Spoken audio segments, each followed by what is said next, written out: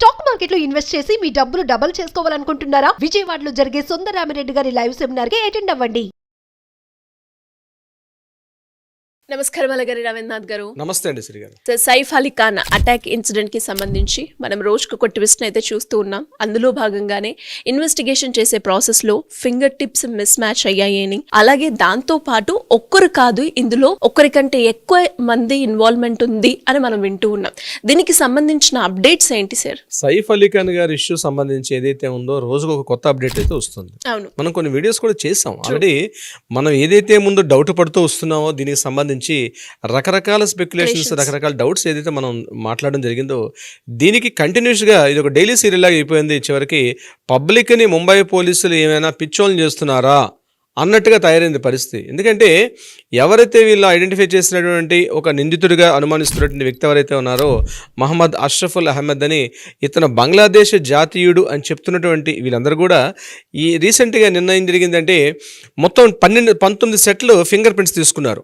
ఎక్కడైతే సంఘటనా స్థలం జరిగిందో సైఫ్ అలీ ఖాన్ గారి ఇంట్లో ఆ సెట్స్తో వీళ్ళని కంపేర్ చేసినప్పుడు అందులో 11 నుంచి 12 సెట్ల వరకు అసలు ఎక్కడ కూడా మిస్ మ్యాచ్, అంటే ఎక్కడ కూడా మ్యాచ్ అవ్వలేదట వాళ్ళ ఫింగర్ ప్రింట్స్.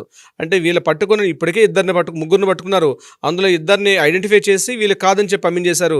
చిట్టచివరిగా థర్డ్ పర్సన్ పట్టుకున్నారు. ఈ థర్డ్ పర్సన్ని ఐడెంటిఫై చేసిన తర్వాత కూడా ప్రధాన డౌట్ ఏంటంటే ఎవరైతే వీళ్ళు ఫుటేజ్ రిలీజ్ చేశారో సీసీటీవీ ఫుటేజ్, ఆ సీసీటీవీ ఫుటేజ్లో ఉన్న వ్యక్తి ఇప్పుడు ఐడెంటిఫై చేసిన వ్యక్తి ఇద్దరు ఒకటి కాదు అని చెప్పి ఆల్రెడీ మాట్లాడుతున్నారు. సరే, అది పక్కన పెడదాం కాసేపు. ఇప్పుడు రీసెంట్గా వచ్చిన అప్డేట్ ఏంటంటే ఏదైతే వేలి ముద్రలు ఉన్నాయో ఆ వేలి ముద్రలు ఫింగర్ ప్రింట్స్ అంటాం, ఆ ఫింగర్ ప్రింట్స్ని ఫోరెన్సిక్ వాళ్ళు తీసుకొని ఆ ఫింగర్ ప్రింట్స్ ఏవైతే ఉన్నాయో రీసెంట్గా ఇప్పుడు మనకి రీసెంట్గా వచ్చిన అప్డేట్ ఏంటంటే అందులో వీళ్ళు మొత్తం 19 సెట్లు తీసుకున్నారు. ఆ 19 సెట్లో కూడా 12 సెట్ల పైబడి ఎక్కడ కూడా మ్యాచ్ అవ్వలేదు అని సిస్టమ్ జనరేటెడ్గా ఉన్నటువంటి ఆ సిస్టమ్ చెప్పిందని మనకు కొంత ఇన్ఫర్మేషన్ కూడా బయటకు వస్తుంది. అయితే ఇప్పుడు ఈ పట్టుకున్న ప్రశ్న కూడా ఇతను ఇప్పుడు అవునా కాదా అని డౌట్ రైజ్ అవుతుంది. దీనికి తగ్గట్టుగా ఇంకొక ప్రశ్న ఏంటంటే ఏదైతే ఆ ఇన్సిడెంట్ జరిగిందో ఆ రోజు సైఫ్ అలీ ఖాన్ గారి యొక్క ఒంటి మీద బ్లడ్ మరకలు, ఏవైతే రక్తపు మరకలు ఉన్నాయో ఆ రక్తపు మరకలు షర్టు ప్యాంట్స్ కూడా రీసెంట్గా పోలీసులు స్వాధీనం చేసుకున్నారు. ఆ స్వాధీనం చేసుకున్నప్పుడు ఆ రక్తపు మరకలు ఫోరెన్సిక్ ల్యాబొరేటరీ పంపించినప్పుడు తెలిసిన కొత్త విషయం ఏంటంటే అందులో ఒక వ్యక్తి కాకుండా ఒక వ్యక్తి కన్నా ఎక్కువ మంది వ్యక్తులు కూడా ఇందులో పార్టిసిపేట్ చేశారు అన్నటువంటి అనుమానం కూడా ఇందులో లభిస్తుంది. అతను యాక్చువల్గా కాల్స్ లిస్ట్ చూసేటప్పటికి జహాంగీర్ అనే పేరు తెలుస్తుంది. కాల్స్ లిస్ట్ చూసేటప్పటికి అంటే ఈ జహాంగీర్ ఎవరు? ఇప్పుడు సైఫ్ అలీ ఖాన్ యొక్క అబ్బాయి ఉన్నాడు జహాంగీర్, అతను కాదు జహాంగీర్, ఇతను ఇంకొక జహాంగీర్ అలీ ఖాన్. ఈ జహాంగీర్ అలీ ఖాన్ అన్నటువంటి పర్సన్ ఇందులో పార్టిసిపేట్ చేశాడు. ఈ యొక్క అష్రఫుల్ అహ్మద్తో పాటు అతను కూడా పార్టిసిపేట్ చేసి చెప్పి కాల్స్ లిస్ట్లో ఇంకొక పేరు కూడా బయటకు రావడం జరిగింది.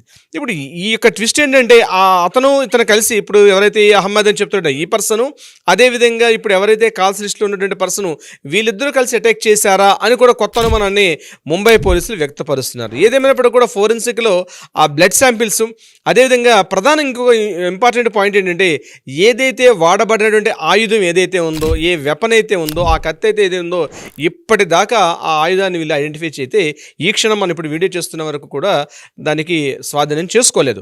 దీనికి సంబంధించి పోలీసులు ఆల్రెడీ కోర్టు ముందు ప్రవేశపెట్టినప్పుడు కోర్టులో రిమాండ్ అతనికి జనవరి 29 వరకు కంటిన్యూషన్ చేశారు. అయితే పోలీసులు చెప్పింది ఏంటంటే మా ఇంటరాగేషన్లో ఇతను పూర్తిగా మమ్మల్ని సహకరించడం లేదు, మమ్మల్ని ఇతను కోఆపరేట్ చేయట్లేదని చెప్పి కోర్టు ముందు పోలీసులు కూడా వ్యక్తపరచడం జరిగింది. అంటే ఏదైతే పొద్దున ఆయుధం వాడారు ఇప్పటిదాకా ఆ యొక్క షార్ప్ ఎడ్జ్ ఉన్నటువంటి ఆ యొక్క నైఫ్ అనేది ఈ క్షణం దాకా వాళ్ళు హ్యాండ్ ఓవర్ చేసుకోకపోవడం, రెండవది కోర్టులో ఇతను మాకు సపోర్ట్ చేయట్లేదని చెప్పడం, ఇంకొకటి ఏంటంటే బ్లడ్ శాంపిల్స్ చూస్తున్నప్పుడు రక్త పరీక్షలు నమూనా చూసినప్పటికీ ఇతను కాకుండా ఇంకొక వ్యక్తి ఎవరైనా పార్టిసిపేట్ చేశారన్నటువంటి అనుమానం రావడం కూడా జరుగుతుంది. అంటే ప్రతి క్షణం కూడా ప్రతిదీ కూడా అనుమానంగా ఉంటుంది వీళ్ళు చేసిన దాంట్లో.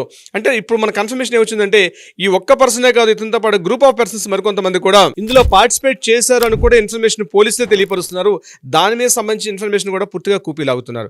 అసలు కేవలం ఒక ₹1 కోటి అమౌంట్ కోసం అని చెప్పి ఒక సెలబ్రిటీ ఇలాంటి వ్యక్తి ఇంటికి ఎందుకు వెళ్తాడు? ఒక కామన్ మ్యాన్, ఒక మామూలు అగంతకుడు ఎందుకు వెళ్తాడు?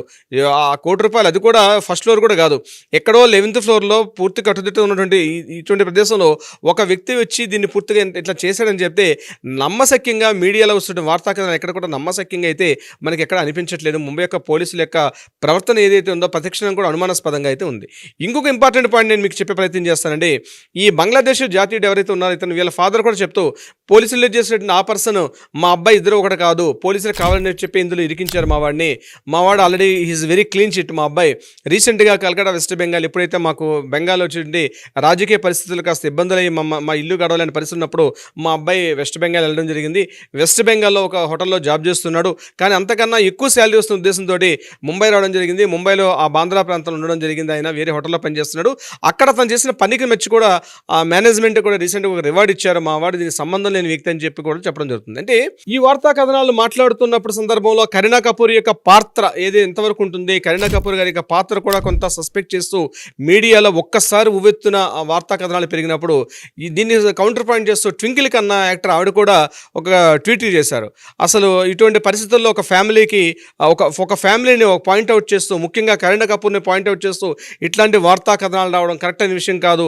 నేను కరీనా కపూర్ని నేను సపోర్ట్ చేస్తున్నాను, ఆవిడ ఇలా చేసి ఉండదని చెప్పి ట్వింకిల్ కన్నా కూడా మాట్లాడడం జరుగుతుంది. దీని మీద బాలీవుడ్లో ఉన్నటువంటి మిగిలిన సినిమా యాక్టర్లు ఎవరు కూడా దీన్ని ఎవరు పట్టించుకోలేదు. అంటే ఇది కేవలం వాళ్ళ ఫ్యామిలీకి సంబంధించిన ఇష్యూస్ తప్పించి ఇది ఇండస్ట్రీకి సంబంధించింది కాదంటే చాలా వరకు దూరంగా ఉన్నారు బాలీవుడ్ ఇండస్ట్రీ మొత్తంలో చాలా పెద్దలందరూ కూడా.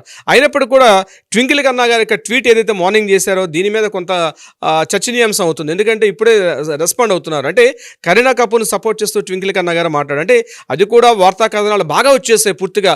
ముఖ్యంగా కరీనా కపూర్ యొక్క పాత్ర ఇందులో ఉంటుంది. ఎందుకంటే ఆవిడ ఆ క్షణంలో లేదు, అక్కడ ఉందని, ఏదైతే సంఘటన జరిగిందో ఆ సంఘటన జరిగిన ప్రదేశంలో ఉన్నారని చెప్పి, ఆ సంఘటన ప్రదేశంలో ఆవిడ లేరని చెప్తూ, ఇది కాకుండా ప్రాపర్టీ నిమిత్తం అని చెప్తే రకరకాల స్పెక్యులేషన్స్కి ఆవిడ గురయ్యారు కరీనా కపూర్ గారు. ఏదేమైనప్పటికీ కూడా ఫైనల్గా మనం చెప్పేది ఏంటంటే ఎవరైతే ఈ నిందితుడిని పట్టుకున్నాడో మిస్ మ్యాచ్ అవ్వడం, అదేవిధంగా అతను కంటిన్యూగా నేను కాదు, నన్ను ఇందులో ఫ్రేమింగ్ చేశారు, దీనికి సంబంధించిన కేసులో నన్ను ఇరికించారని చెప్పి అతను చెప్తూ మాట్లాడడం. అంటే ముంబై పోలీసులు ఏమైనా అత్యుత్సాహంతో ఈ కేసుని ఏదైనా క్లోజ్ చేద్దామనే ఉద్దేశంతో ఎవరో ఒక అనామకుడిని పట్టుకొచ్చి ఇందులో ఇరికించే ప్రయత్నం చేస్తున్నారా అని చెప్పి చాలా వరకు నేషనల్ మీడియా నుంచి, ముఖ్యంగా మరాఠా మీడియా కూడా మొత్తం చెప్తున్నారంటే ఇందులో ముంబై పోలీసులకు అత్యుత్సాహంతో ఈ కేసును తొందరగా ముగించేద్దామని చూస్తున్నారు. ఎందుకంటే ఇది ఒక ప్రైవేట్ మ్యాటర్. ఇది ప్రైవేట్ మ్యాటర్లోనే సైఫ్ అలీ ఖాన్ గారు వాళ్ళ ఫ్యామిలీ ఇష్యూలో తెలియనటువంటి ఏదో సంఘటన జరిగింది. ఏదో తెలియనటువంటి ఒక గ్యాప్ అక్కడ ఉంది. ఆ గ్యాప్ని మాత్రం అది ఇప్పటికి కూడా ముంబై పోలీసులు రకరకాల ప్రయత్నాలతో దాన్ని ఏదో కప్పిపెట్టే ప్రయత్నం చేస్తున్నారు తప్పించి అసలు విషయాలు వెలుగులోకి రానివ్వకుండా దాన్ని క్లోజ్ చేస్తున్న విషయం నిన్న అతను నిందితుడు కోర్టులో మాట్లాడినప్పుడు ఆ మాటల్లో మనకు వ్యక్తం అవుతుంది. సిరి గారు, ట్రూ సార్. అండ్ మీరు చెప్తున్నట్టు రకరకాల స్పెక్యులేషన్స్ అండ్ రోజుకు ఒక ట్విస్ట్ అయితే మనం ఈ కేసులో చూస్తూ ఉన్నాం. అండ్ దీనికి సంబంధించి ఇంకా లేటెస్ట్ అప్డేట్స్ ఏ వచ్చినా కూడా మనం వీడియో చేసే ప్రయత్నం చేద్దాం. Thank you sir. Thank you so much. Thank you so much అండి సిరి గారు. Thank you so much.